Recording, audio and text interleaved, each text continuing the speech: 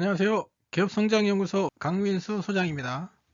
오늘 강의의 주제는 가압승계의 모든 것입니다. 저특법상 가압승계 증여세 특례와 상지법상 가압상속 공제 제도를 어떻게 연계해서 가압승계를 잘 진행할 것인가에 대해서 말씀드려 보도록 하겠습니다. 강의 목차는 화면과 같습니다. 최근에 법인 컨설팅 업계에서는 법인의 가압승계 차원에서 특정 법인 즉 자녀법인을 많이 활용하고 있습니다. 또한 사내 근로복지기금을 설립해서 기금에 부모님 주식을 출연한다든지 이런 부분을 많이 활용하고 있습니다. 한편 규모가 큰 회사들 같은 경우에는 특정 법인을 활용해서 부모님의 모든 주식을 모두 일괄적으로 승계하기엔 사실상 무리가 된다고 생각합니다. 지난 9월 12일에 배우자 증여 후 이익 소각에 대한 납세자 승소 대법원 판결이 있었습니다. 판결 취지는 과세관청으로서는 특별한 사정이 없는 한 당사자들이 선택한 법률관계를 존중하여야 하며 납세자가 보다 조세 부담이 적은 거래 방식을 선택하여 동일한 경제적 효과를 거두고자 하는 것은 납세 의무자의 합리적 이유가 있는 통상적인 형태에 부합한다라고 판결하였습니다. 이번 대법원 판례로 배우자 주식 증여 후 이익 소각에 면죄부를 줬다고 볼 수 있겠습니다. 최근에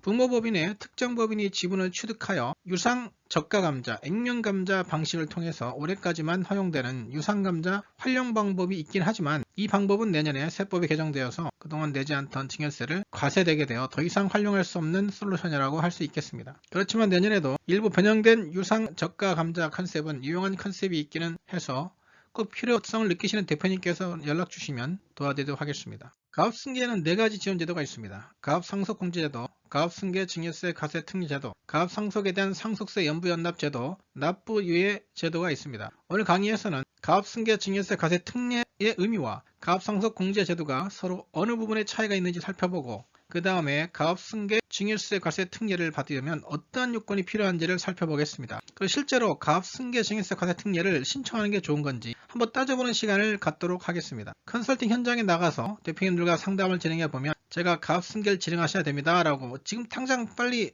주식을 자녀에게 이전하셔야 됩니다. 이러이러한 방법으로 활용하세요 라고 말씀드릴 때가 많습니다. 법인 대표님들도 이제는 유튜브라든가 블로그 각종 SNS나 CEO 모임, 수많은 컨설턴트를 통해서 다양한 얘기를 들어오고 계십니다. 대표님 중에는 어떤 분은 야 나 죽으면 가압상속공제 받기도 했어. 아들과 다 얘기되어 있다고 하시던가 아니면 컨설팅 받으시는 걸 회피하기 위해서 그냥 가압상속공제를 받을 거야. 이런 거 필요 없어. 아니면 나 죽을 때 아들이 알아서 하겠지. 기장세무사가 알아서 해준다고 그랬어 등등 이렇게 다양한 말씀하시는 대표님들이 상당히 많습니다. 저도 계속 경험해 오고 있습니다. 그래서 최근에 언론 기사를 보시면 가압상속공제를 받고 나서 사후관리 위반 때문에 최근에 상속세가 5년 동안에 540억이 추징되었다는 뉴스가 지난 7월 보도되었습니다. 왜 이런 부분이 발생했냐면 가압상속공제는 사후관리 요건이 매우 까다롭기 때문에 이렇게 추징이 나오는 것입니다. 지금 사후관리 기간이 5년으로 줄어들게 하지만 과거에는 10년, 7년 이렇게 있었습니다. 그럼에도 5년이라는 기간은 결코 짧은 기간이 아닙니다. 상당히 길고 지금 사후관리 기간 중에 승계받은 자녀가 가압에 종사하는 건 당연히 있어야 되는 거고요. 그 다음에 지분 유지 조건으로 상속인 아들이 회사의 주식을 감소시키지 말아야 되는데 특정 이유 때문에 지분을 팔고 회사를 폐업하거나 아니면 회사를 접는 경우가 많습니다. 그리고 주식을 팔지 않더라도 현금을 마련하기 위해서 회사 보유 부동산을 처분해서 40% 이상의 부동산을 처분하게 되면 사후관리 위반으로 세금 추징이 되게 됩니다. 그나마 아들이 사업을 유지할 능력이 있고 계속 이어가겠다라면 괜찮은데 가장 어려운 부분은 고용 유지에 관한 사후관리입니다. 현재 기준으로 5년간 정규직 근로자의 평균 또는 기준 고용 인원이 90% 이상을 유지해야 됩니다. 관리업체 중에 정부 입찰하는 법인이 있는데요.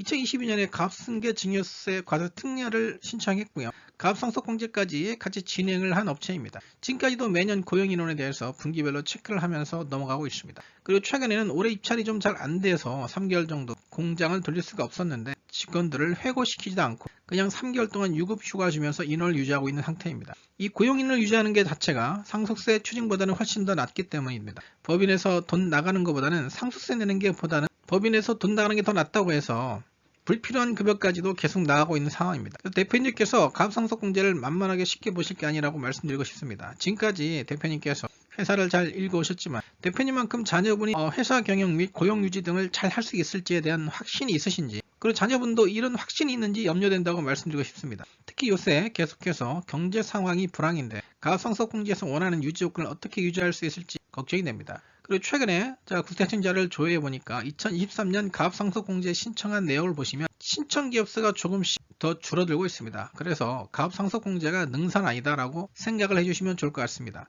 대표님들께서도 이걸 좀 인지를 해주시면 좋을 것 같습니다. 가압승계 증여세 과세 특례 부분에서 가압상속공제 관련 중복되는 부분이긴 하지만 올해 주요 세법 개정 사항과 내년에 개정될 내용을 한번 살펴보면은 최근에 윤석열 정부 들어서 가압승계에 대해서 좀 더 많은 혜택을 주려고 하고 그리고 기업이 승계가 잘 이루어지게끔 많이 노력을 하고 있긴 합니다. 그래서 올해 시행되고 있는 세법 개정 내용을 보시면은 가압승계 증여 특례의 세율 구간을 좀 높여줬습니다. 작년까지는 60억 미만까지는 10%였는데 올해부터는 120억 초과하는 부분부터 20%, 그러니까 120억 미만까지는 10%가 과세되는 거고요. 그리고 그 다음에 업종 보시면 가업을 승계받고 나서 회사가 업종을 변경할 때 작년까지는 표준산업분류상 중분류에서만 허용이 되었습니다. 근데 올해부터는 대분류상에서 허용이 가능하게 되었습니다. 그래서 이렇게 좀 완화를 시켜줬습니다. 올해 아직 확정은 안 됐지만 올해 정부세법 개정안이 나온 거 보시면은 세율이나 과표 이런 부분이 바뀐 게 아니고 사업 무관 자산에 대해서 범위를 좀 조정을 해줬다 보면 되십니다. 왜 중요하냐면 우리가 가압승계 증여 특례를 받을 때 주식을 증여받는다고 해서 모든 주식 비율이 100%의 비율이 가압승계 증여 특례에 해당하는 부분이 아니기 때문입니다. 업무 관련이 있고 업무 무관이 있는데 업무 관련은 가압승계 증여를 받을 수 있고 업무 무관은 일반 증여로 가야 되는데 업무 무관 자산 범위는 좀 늘려졌습니다. 이 부분을 상당히 유의미하게 보고 있습니다. 기존에는 비사업용 토지 그리고 영업활동과 관련 없는 회사가 갖고 있는 주식 투자하는 거, 또한 금융상품이나 저축성보험 이런 것들, 그리고 회사가 임대해주고 있는 부동산, 그리고 대여금 및 가지입금도 마찬가지고요. 가지입금도 없는 무관 자산입니다. 그리고 자기 주식 이런 것들이 다 업무 무관 자산이라고 봤는데 여기서 조금 조정을 해준 게 여기 임대부동산에서 임직원한테 임대해주는 주택은 제외를 한다고 되어 있고요. 사실상 회사가 갖고 있는 회사 오피스텔 투자해 가지고 보유하고 있는 회사들도 좀 있지 않습니까? 근데 이런 승계 작업을 할 때 그런 오피스텔들을 임대주택으로 돌려가지고 운영을 하다가 승계를 할 때 업무 무관 자산에서 뺄 수 있는 방법이 있지 않을까라는 생각이 들고요. 두 번째로는 임직원 학자금 및 주택자금 대여해준 건 또 뭐 업무 무관 자산에서 빼주겠다 합니다. 과거에는 우리 회사가 복지를 되게 많이 하는 회사라서 직원들한테 뭐 학자금 대여주거나 아니면 전세 살려고 이렇게 대여해준 금액도 다 업무 무관 자산에 해당됐었는데 내년부터는 직원들 복지 차원에서 해준 것들은 업무 무관 자산에서 제외하겠다라고 조정을 해줬습니다. 그래서 엄청 큰 금액을 업무 무관 자산에서 뺄 수는 없겠지만 이런 부분을 이용해서 업무 무관 자산을 업무 관련 자산으로 돌릴 수 있지 않을까라고 생각이 되고 있습니다. 그래서 저는 이 부분을 좀 더 주목하고 있는데요. 임직원 부분입니다. 이 임직원인데 임직원이 뭐 범위가 어디까지인지는 안 나와 있습니다. 아직 시행령에 개정이 안 됐기 때문에. 그래서 임직원의 범위가 내 가족도 익명으로 들어와 가지고 임직원으로 할 수도 있는 거고, 이게 특수관계는 빠질지 안 빠질지는 모르겠지만 저는 빠질 것 같고요. 근데 이거는 당연히 좀 살펴보면서 업무 무관 자산을 조정을 해야 될 것 같습니다. 그리고 세 번째는 과다보유 현금을 직전 5년 동안 평균 150% 초과하는 부분에 대해서는 업무 무관이라고 봤는데 내년부터는 200% 초과하는 부분부터만 업무 무관으로 보겠다고 합니다. 그러므로 이런 임대부동산이 있는데 이게 업무 무관으로 빼기 위해서 가지고 매각을 해가지고 현금으로 보유하는 회사들도 있었거든요. 그런 걸 방지하기 위해서 150%를 걸어둔 건데 이걸 조금 완화해 줄게. 그러니까 작은 임대부동산 다른 부동산이 있다고 그러면 매각을 해서 200% 내에 들어올 수 있도록 현금 자산으로 돌려주는 것도 하나의 방법이 될 수 있겠다고 생각이 됩니다. 요즘은 가압승계 증여 특례나 가압상속공제도 국세청에서 검토도 해주는 경우도 있고 컨설팅도 해주고 있습니다. 국세청에서 그러니까 정상적으로 가압승계를 좀 정확한 루트를 통해서 해보는 것도 어떨까라는 생각이 듭니다. 그리고 특정법인은 모든 회사가 할 수 있는 건 아니니까 특정법인을 섞고 가압증여 특례를 섞고 추후에 상속이 일어났을 때 또 가압상속공제를 섞고 이렇게 하나의 종합 선물 세트로 가는 게 요새 컨설팅 추세가 되지 않을까 생각하고 있습니다. 가압승계 증여세 과세 특례 예를 보겠습니다. 조특법 30배 6조의 가업의 승계에 대한 증여세 과세 특례 제도는 중소중견기업 경영자의 고령화에 따라 생전에 자녀에게 가업을 계획적으로 사전 상속할 수 있도록 지원함으로써 가업의 영속성을 유지하고 경제활력을 도모하기 위한 제도라고 되어 있습니다.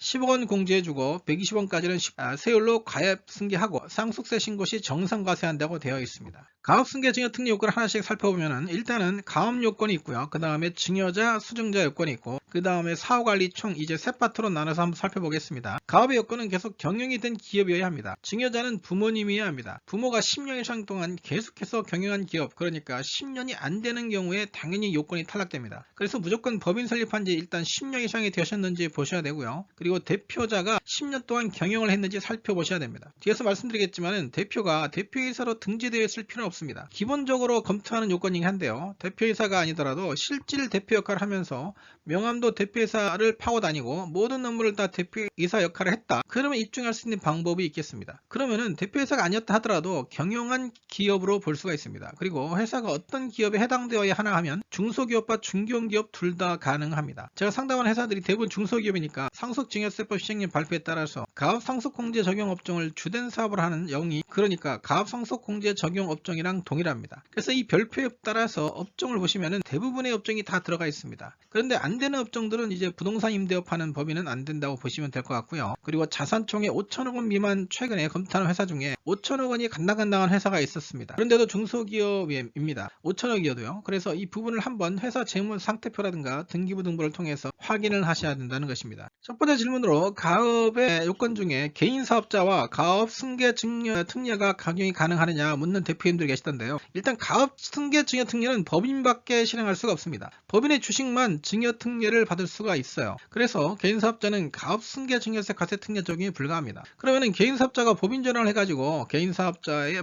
자산 부채 아니고 법인의 주식 자체를 증여해 주는 걸로 바꿔야 됩니다. 그래서 이거를 개인 사업자 승계를 하겠다. 그러면 기본적으로 포괄양수도가 됐든 현물 출자 방식이 됐든 간에 개인 사업자를 법인으로 전환을 해주셔야 된다는 것입니다. 당연히 그렇게 되는 거고요. 두 번째 질문은 개인 사업자의 사업기간이 가업령의 기간에 포함되는지 여부가 개인 사업자였고요. 법인인데 이 시점에 전환을 했어요. 그러면 법인이 이제 이때부터 주식을 갖고 있는 거겠죠. 그러면 우리가 10년 동안 가업을 영위를 해야 되는데 이 기간에 법인이 설립된 이후부터 10년이냐 아니면 개인 사업자로부터 10년이냐인데요. 법인 전환하는 방식이 사업양수도 방식, 포괄양수도 방식으로 법인 전환을 진행하셔야 개인과 법인을 동일한 것으로 봐가 개인 사업자 시작한 때부터 영위를 해주겠다. 가업 영위 기간을 인정을 해주겠다. 이런 판례가 있고 지금 대부분이 다 이런 정착이 된 판례와 예규가 있어서 이렇게 하고 있다고 보시면 될 것 같습니다. 세 번째 질문은 두 개의 법인을 자녀 한 명이 승계를 받을 수 있냐인데요. 사실 이런 경우 많습니다. 제가 법인 컨설팅을 진행하다 보면 법인들이 여러 개, 법인 최소 그래 2개 이상 갖고 계시는 법인 대표님들이 엄청 많으신데요. 대표님들께서도 생각을 하시는 게 이게 법인이면은 법인 2개, 뭐 1번 법인, 2번 법인을 같이 가업 승계 증여 특례를 받을 수 있다.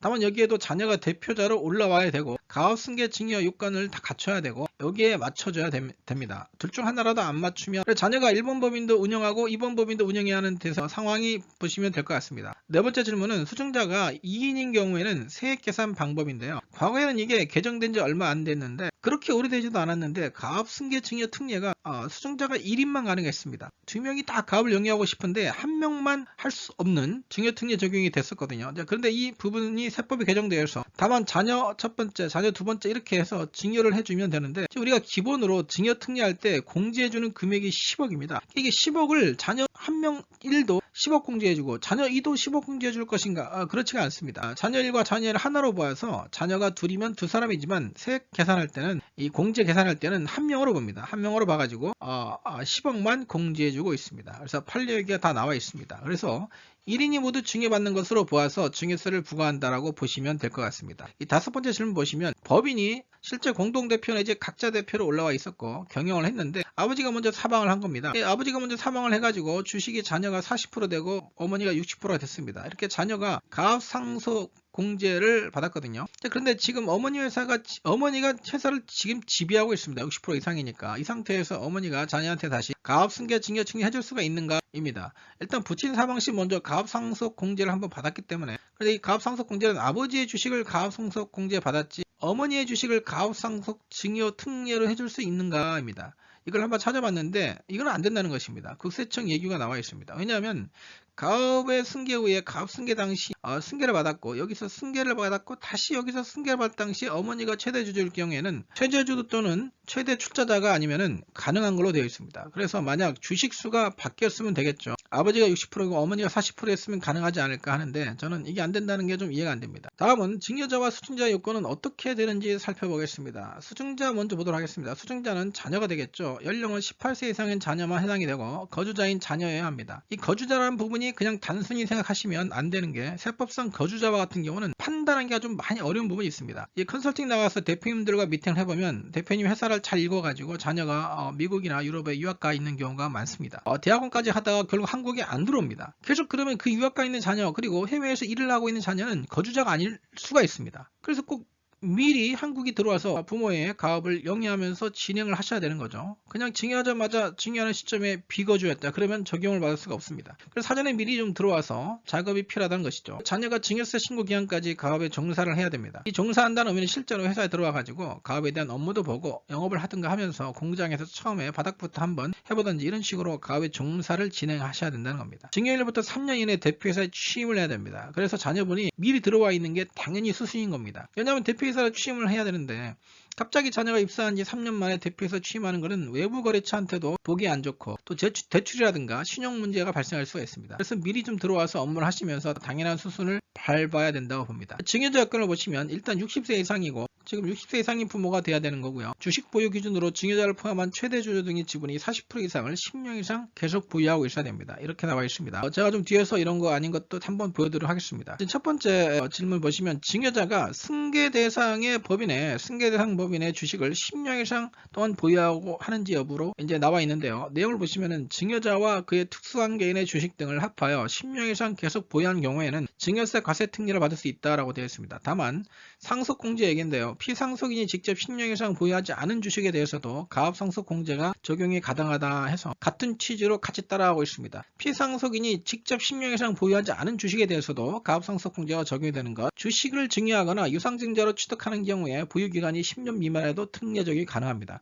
그 예시를 보시면 대표자가 남편인데 30% 갖고 있습니다. 배우자는 전업주부인데 경영하지는 않습니다. 근데 어떤 사정 때문에 주식을 70%를 보유하고 있습니다. 그럼 대표가 갖고 있는 주식이 40%도 넘지 않았거든요. 근데 배우자의 주식을 대표한테 증여를 하면 40%가 넘게 되겠습니다. 그런 상태에서는 승계 적용이 가능하다는 뜻으로 해석이 되면 될 것 같습니다. 그래서 특수관계인의 주식을 합해서 40%, 그래서 지금 배우자의 주식을 증여를 받으면 남편 자체로도 40%가 충족이 되고, 그리고 남편의 주식만 가압승계를 받을 수 있으니 가압승계를 받을 거면 배우자의 주식을 남편한테 이전을 시키고, 그리고 이 남편의 주식을 승계를 받자라는 취지로 이해하시면 될 것 같습니다. 일단 배우자 증여 공제를 활용해 가지고 주식을 최대한 많이 넘겨주고 대표인 남편한테 최대한 많이 넘겨주고, 그 상태에서 남편의 주식을 아들한테 가압승계를 해주면 더 많은 주식이 아들한테 특례를 받으면서 넘어갈 수 있겠다는 것이죠. 그래서 이렇게 사전 작업을 하고 가압승계 증여 특례를 적용하는 것이 좋습니다. 두 번째 질문은 앞에서 말씀드렸지만은 대표이사가 꼭 대표 등기상 대표이사일 필요가 없습니다. 다만 아버지가 가업을 실제로 10년 이상 경영했다는 걸 입증하기에는 조금 어려움이 있으니 많이 준비를 해두자는 취지로 보시면 될 것 같고요. 세 번째 질문은 앞에 말씀드린 것처럼 2인 이상의 수증자가 증여받은 경우에도 증여세 과세 특례가 가능하다고 보시면 될 것 같습니다. 네 번째 질문은 수증자 남편이 대표이사로 재직 중일 경우에도 특례 적용이 가능합니다. 다섯 번째 질문은 대표님들이 많이 질문하신 내용인데요. 자녀가 이미 회사 주식의 40%를 보유하고 있고 대표이사로 재직 중이라고 가업 승계 증여 특례 요건에 해당되면 증여 특례가 적용이 가능합니다. 여섯 번째 질문 보겠습니다. 가업 승계 증여세 특례 대상 주식 증여를 받은 후에 증여자가 사망할 경우에 이제 해당 주식에 대해서 재차 가압상속 공제를 받을 수 있는지 여부입니다.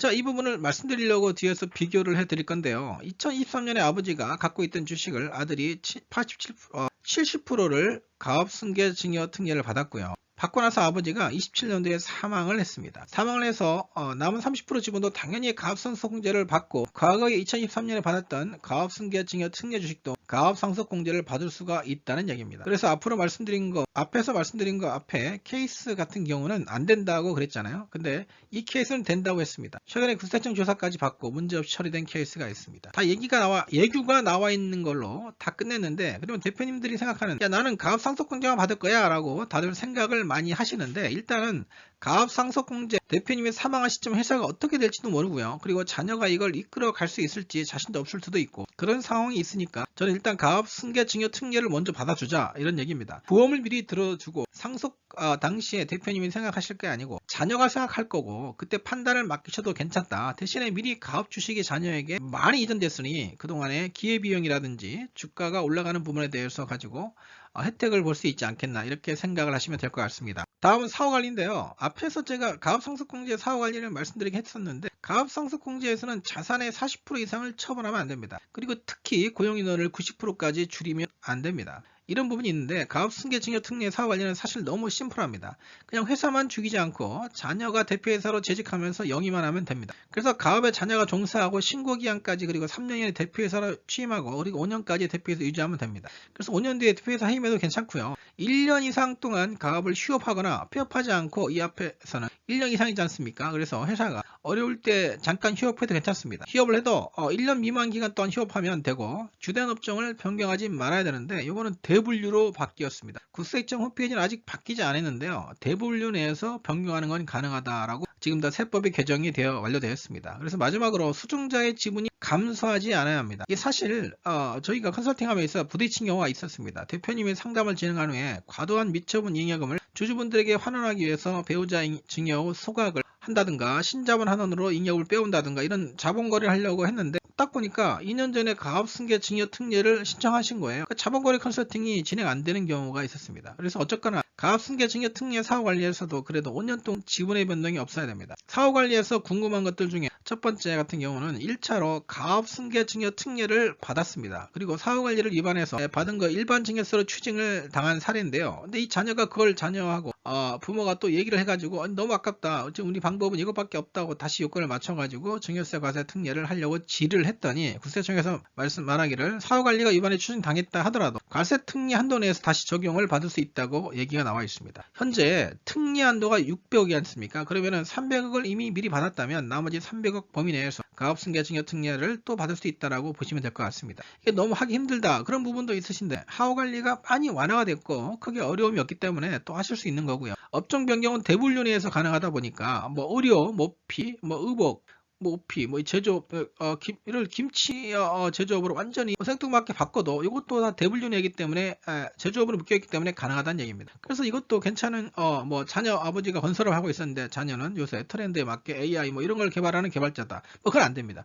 만약에 모피를 하고 있는데 홍진경처럼 김치를 만들고 싶다. 그러면 제조업이기 때문에 됩니다. 건설업은 5년 동안 그냥 죽어가면서 건설업 매출을 죽여가면서 유지를 하다가 매출 감소 이런 요건 없지 않습니까? 그래서 현금만 계속 불려나가고 있다가 하고 싶은 사업을 김치 제조로 나중에 바꿔도 되겠죠. 같은 제조업 대분류 내에서 변경이 가능하다고 보시면 될 것 같습니다. 세 번째 질문 보겠습니다. 제일 조심해야 되는 점이 주식을 증여받은 날로부터 5년 이내에 정당한 사유 없이 지분이 줄어드는 경우에는 증여세가 추징이 되는데 이 정당한 사유라는 게 있습니다. 이걸 보시면은 세 가지 사유를 지금 적어놨습니다. 이거는 세법상에 다 규정을 하고 있는 건데요. 세 가지 사유 중에 마지막 쪽 보시면은 최대 주주 등에 해당하는 경우에 앞에 이유가 뭐든 간에 수증자의 보유 주식이 최대 주주에 해당하는 경우에는 적당한 사유다라고 보고 있는데 이 앞에 이유는 뭐냐면 합병이나 분할 등에 대해서 분할 등에 의해서 법인 합쳐지거나 분할되면 지분율이 바뀌게 됩니다. 그때 지분 감소하는 거 괜찮다는 겁니다. 다만 최대 주주에 한다는 거예요. 그리고 법인의 시설 투자나 사업 규모 확장 등을 위해서 제3자가 투자를 받을 경우에는 우리가 지분 투자를 받을 경우에는 당연히 수증자인 아들의 지분율이 줄어들겠죠.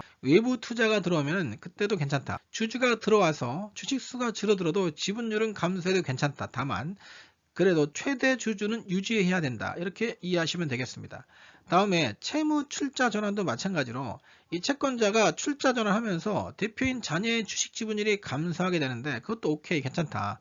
최대 주주여야 돼. 그래서 무조건 안 되는 건 아니고 앞에 사유들이 있으면 괜찮다. 다만 최대 주주는 유지해달라고 보시면 될 것 같습니다. 네 번째 질문 보시면 승계 전에 보유하던 주식을 처분하는 경우에 추징 사유인데요. 이 상태로 이제 법인이 있다가 이 시점에 승계가 됐습니다. 가업 승계 증여 특례를 받아가지고 자녀가 원래 갖고 있던 주식의 20%인데 아버지의 승계받은 주식 80%를 받아서 100%를 보유하게 된 겁니다. 이 주식 중에 20%는 본래 승계 전에 갖고 있었기 때문에 처분해도 괜찮다는 얘기입니다. 그러니까 승계를 받을 때 이 주식에 대해서 한번 적용을 하지 원래부터 자녀가 갖고 있던 주식은 네 마음대로 자유다. 승계 특례랑 관계없다. 그래서 국세청 예규가 나와 있고 이걸 실행을 하고 있습니다. 그래서 가업 승계 증여 특례 받을 때는 주권을 발행해야 됩니다. 이런 것 같은 경우에는 아들이 먼저 주식을 갖고 있는 상태에서 증여 특례를 한다. 그럼 배우자 주식 증여 이익 수확할 때처럼 주권을 발행해야 됩니다. 가업 주식 증여 특례 할 때도 무조건 주권 발행을 해서 추후에 아들이 원래 갖고 있던 주식 20%를 활용할 수 있도록 해야 됩니다. 주권을 발행 안 한다고요? 그러면 이 주식이 누구 주식인지를 모르게 됩니다. 섞여버리잖아요. 어떻게 물이 A컵, B컵 섞여버리듯이 좀 구분하기 위해서 어려울 수가 있습니다. 그래서 반드시 실행할 때는 주권 발행을 먼저 해두는 것이 필요합니다. 다섯 번째 보시겠습니다. 균등 유상 감자 소각을 하는 경우에도 추징 사유인데 우리가 자본 환원이다, 균등 감자다, 균등 소각할 때는 주주들 간의 지분 비율이 줄어들지가 않지 않습니까? 그러면은 지분율이 줄어들지 않고 변동이 없기 때문에 지분이 감소한 게 아니다라고 볼 수가 있는데 물세청 예규가 명확해졌습니다. 최근에 여러 가지 예규 다 찾아보니까 명확해졌고, 균등 유상감자나 유상소각인 경우에는 자본환원이겠죠. 이런 경우에는 무조건 지분이 줄어드는 것으로 본다라고 예규가 나와 있습니다. 뭐냐면은 지분율의 변동이 있는 균등 유상감자라 하더라도 감자나 소각을 통해서 가업의 순자산이 축소되는 결과를 초래하므로 중소기업의 영속성 유지를 전제로 하는 제도의 취지에 반한다는 것으로 판단을 하고 있습니다. 그래서 가업승계 증여 특례나 가업상속 공제를 하고 나서 주식 관련 자본 환원을 한다든지 균등 소각을 한다든지 하면 이런 부분들은 조금 조심해야 합니다. 컨설팅 진행하는 데 있어서 미리 사전에 가업승계 증여 특례를 받으셨는지, 가업상속을 받고 사후관리가 언제 끝나는지를 반드시 체크한 후에 진행을 해주시면 좋을 것 같습니다. 그 다음에 증여재산 범위를 어떻게 산정하느냐 할 텐데요. 가업자산 상당액이라고 명시하고 있습니다. 증여한 주식가에서 업무 관련 비율을 곱해주는데 1에서 업무 무관 비율을 빼니까 업무 관련 비율만 가업상속, 가업승계 증여 특례가 된다고 보시면 될 것입니다. 지금 업무 무관 자산이 사실 중요한데요. 대부분의 대표님들께서 가업승계 증여 특례나 가업상속 공제를 많이 알고 계시는데 이 업무 무관 자산을 어떻게 해결할 수 있냐, 방안을 갖고 와라. 이 부분을 지금 컨설팅에 좀 많이 들어가야 되는 부분인 것 같습니다. 그래서 업무 무관 자산에 대해서 다시 한번 보시면은 주택, 비사업용 토지, 타인에게 임대하고 있는 부동산, 대여금, 그리고 지금 현행 기준으로 150% 초과하는 과다보유 현금, 또 업무와 직접 관련이 없이 보유하고 있는 주식, 채권, 금융상품 이런 것들이고, 이 부분들은 다 개정이 될 예정입니다. 앞서 말씀드린 것처럼 임직원 학자금 대여금, 주택자금이라든지 오피스텔 갖고 있는 거, 또 기숙사 잠깐 돌린다든지 이런 부분이 있어가지고 좀 유도리 있게 조절할 수 있지 않나 생각이 듭니다. 첫 번째 질문, 컨설팅을 진행하다 보면은 대부분의 대표님들이 질문하신 내용이 좀 부분이 가업승계 검토하다 보면은 자기 주식을 보유하고 있는 회사들이 좀 있습니다. 자기 주식을 보유하고 있는 회사들은 일시 보유 후에 처분할 목적인 자기 주식은 업무 무관 자산에 해당합니다. 일시 보유 후에 처분할 목적 자체가 나는 내 회사에 자기 주식을 투자할 목적으로 취득한 거야 라는 뜻을 항상 내포하고 있기 때문입니다. 그래서 업무 관련성이 없는 것으로 보아서 업무 무관 자산으로 보셔야 됩니다. 자기 주식은 재무상태표상에서 자본의 차감으로 표시가 되는데요. 주식 평가를 할 때는 자본의 차감이 아니고 자산으로 보셔야 됩니다. 그래서 이런 해석이 나왔다고 보시면 될 것 같습니다. 두 번째 질문, 모 회사가 보유하고 있는 자회사 주식의 사업 무관 여부인데요. 모 회사가 자회사가 있는데 모 회사 A법인이 자회사 B법인의 주식을 80%를 보유하고 있고 자녀가 이 자회사 B법인의 지분을 20% 갖고 있는 상태에서 모 법인 A법인을 자녀한테 승계를 해주려는 상태인데요. 가업승계 증여 특례 해주려고 하는데 그럼 모 법인 A법인의 자산에는 재무상태표에서 자산에 자회사 B법인의 주식 80%가 매도 가능 증권으로 잡혀 있겠죠. 이것도 업무 무관 자산으로 보겠다는 예규 판례들이 많이 있습니다. 그런데 상식적으로 승계 목적을 위해 가지고 이렇게 취득하는 것들은 업무 무관 자산으로 볼 수 있겠지만은 실제로 경영의 목적상 그리고 사업의 목적상 업무 무관이 아닌 경우도 상당히 많거든요. 대표적으로 판례 하나를 갖고 왔는데요. 실제 사례입니다. 한국이 아니고 미국입니다. 이제 A라는 한국 법인이 미국에서 사업을 하고 싶은데요. 여기서 사업을 하려면 미국 현지 법인이 꼭 있어야 된다는 것입니다. 안 그러면 너 미국에서 사업 못해? 라고 미국 정책들이 됐기 때문에 그래서 A라는 한국 법인이 미국 현지 법인 B를 출자를 해서 현지 법인을 설립합니다. 그러면은 미국 현지 법인 B의 주주는 한국 법인 A가 100% 갖고 있습니다. 그런데 이렇게 100% 지분을 보유하고 있는 목적 자체가 현지에서 사업을 하고 그리고 여기서 발생하는 매출을 가지고 한국법인 A를 먹여 살리는 건데 이럴 경우에는 업무 무관 자산으로 보지 않겠다. 그러니까 이 주식을 보유한 목적 자체가 한국법인 A라는 회사가 영업 관련성이 있고 본인의 매출과 관련되어지는 경우에는 업무 무관 자산으로 보지 않겠다. 이런 판례들이 많이 나와 있습니다. 그래서 무조건 또 안 된다는 건 아니고 사실관계를 보고 나서 진행을 해야 된다고 보시면 될 것 같습니다. 세 번째 질문, 금융상품 같은 경우는 그냥 다 업무 무관 자산으로 보시면 될 것 같습니다. 네 번째 질문, 상호 출자 주식 A법인과 B법인 간에 상호 출자했는데 그게 다 투자 목적이고 그런 경우에는 다 업무 무관 자산에 해당한다고 보시면 될 것 같습니다. 최근 컨설팅을 진행하다 보면은 요즘은 대표님들께서 가업승계 정책에 관한 내용을 많이 아시기 때문에 기장하시는 세무사님도 할 수 있다라고 얘기를 하고 계셔서 어떨 때는 대화가 막히는 경우가 있습니다. 가업승계 증여 특례 전에 하셔야 될 부분과 가업승계 후에 사후관리 부분에 하셔야 될 일들이 많기 때문에 아무래도 전문적인 컨설팅 조직에 의뢰하는 것이 좋습니다. 만약 어떤 법인에 대해서 이익소각이나 신자본 환원 등의 솔루션을 통해서 가지금을 해결했고 잉여금을 빼오셨고 자녀를 주주로 하는 특정 법인을 통해서 또는 사내근로복지기금을 통해서 부모님의 주식을 상당 부분 자녀에게 넘겼음에도 불구하고 50% 이상의 대표님께서 주식을 아직 보유하고 있다면 가업주식 증여 특례를 한번 활용하는 게 좋다고 생각됩니다. 최근에 컨설팅 업계에서는 특정 법인 통해서 아니면 다른 루트를 통해 가지고 아버님의 주식을 돈 주고 사오는 경우가 있습니다. 시가가 됐든 액면가가 됐든 사오는 방법이 있는데, 그럼 아버님의 주식은 자녀한테 양수도 방식으로 넘어가게 됩니다. 사전증여나 상속재산에 포함은 안 됩니다. 그런데 아버님이 주식을 양도하면서 양도 대가로 돈을 받게 됩니다. 그러면 아버님이 주식을 양도하고 돈을 받았기 때문에 재산은 그대로 아버님께 남아있게 되는 것입니다. 향후 회사의 주식 가치가 올라가는 부분에 대한 상속증여세는 없어지게 되는 겁니다. 그런데 대표님들이 과연 주식 양도 대가 20억 30억을 현금 받으셔가지고 그냥 그걸 탕진하실까요? 그렇지 않습니다. 대표님들은 대부분 그 돈을 모아가지고 다시 주식에 투자하든가 부동산을 사든가 할 것입니다. 재산을 또 불리신다는 겁니다. 이게 또 상속세가 늘어나는 것이죠. 그 재산을 또 불리실 가능성이 상당히 높다는 것입니다. 그래서 차라리 그냥 증여로 해버리자, 이런 케이스들이 될 수도 있습니다.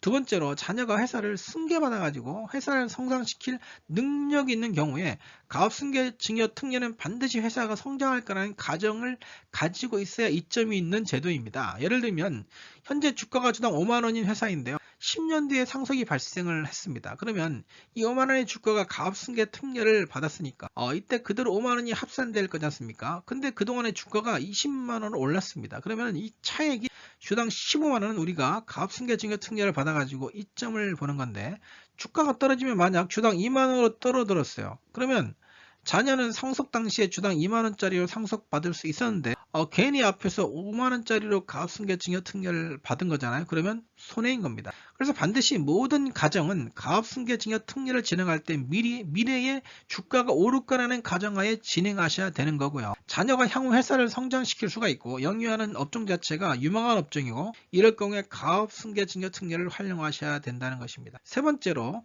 임대업이 아니더라도 제조공장을 갖고 있는 경우가 많습니다. 안산이나 시흥이나 화성 이런 데 보시면 수도권 근처에 많습니다.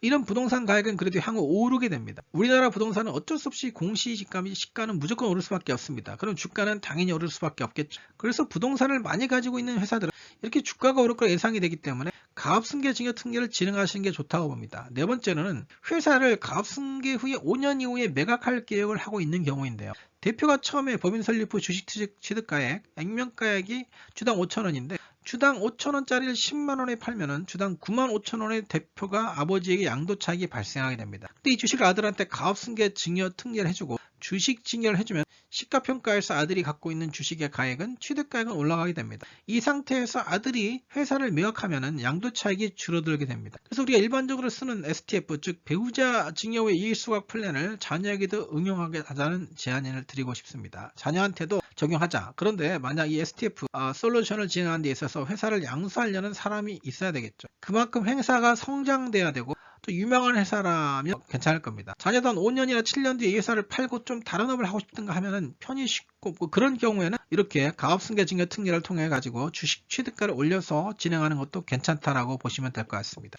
그 자녀가 여러 명 있을 때 한 명은 가업승계 증여 특례 해주고 다른 한 명은 그냥 현금으로 30억까지 창업자금 증여 특례를 통해서 각각의 사업을 좀 해봐라, 이렇게 할 수도 있을 것 같습니다. 다음 사례 보겠습니다. 숫자가 좀 복잡하긴 한데요. 진행했던 사례를 조합해서 만든 겁니다. 전체 두 가지 사례라고 보시면 될 것 같습니다. 첫 번째 사례는 가업승계 증여 특례도 받고 그 다음에 증여 특례 받은 주식을 다시 가업성석 공제를 받는다는 사례입니다. 지금 기본 정보를 보시면 대표님의 주식이 32,000주 정도 있고요. 주가는 대략 10만원. 그래서 전체 대표님이 갖고 있는 주식의 평가가 가액이 대략 35억 정도 됩니다. 그리고 업무무관 관련 비율이 76.82%, 업무무관 비율이 대략 23%, 그러니까 대략 76대 23%라고 보시면 되겠습니다. 그래서 이 전체 32,000주의 주식 평가를 곱한 금액은 35억입니다. 이 35억 중에 업무 관련 비율이 76%, 27억 정도이고요. 업무 무관 비율이 8억 정도 됩니다. 업무 관련 비율은 가업승계 증여 특례를 받으려고 합니다. 그래서 가업 증여재산 공제 10억을 넣었고 그 다음에 세율은 10%니까 1억 6천만 원이 나오고요. 뒤에 업무 무관 비율에 대해서 일반 증여 공제 5천만 원만 받고 세율이 30%, 이렇게 해서 둘 다 납부세율을 합하니까 3억 3천이라는 세금을 내고 약 35억짜리 주식을 갖고 오게 되는 것입니다. 대략 한 10% 정도 수준에서 갖고 오게 되는 것입니다. 그런 뒤에 딱 10년이 경과한 시점에 아버님이 사망하게 됩니다. 사망을 하시고 그 다음에 자녀가 가업상속 공제를 받게 되는 것입니다. 그래서 여기에 사전증여라고 써놨습니다. 이 사전증여는 10년이 아직 안 지났지만 딱 10년이라고 했으니까 이 사전증여 금액이 여기 그대로 들어왔고요.